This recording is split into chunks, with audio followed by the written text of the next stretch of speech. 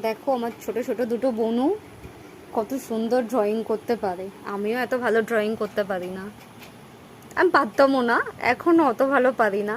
একটু আমি খুবই হালকা ড্রয়িং করি। এখন একটু তাকা, এটা আমার ছোট বোনু আর এটা হচ্ছে আমার বড় বোনু।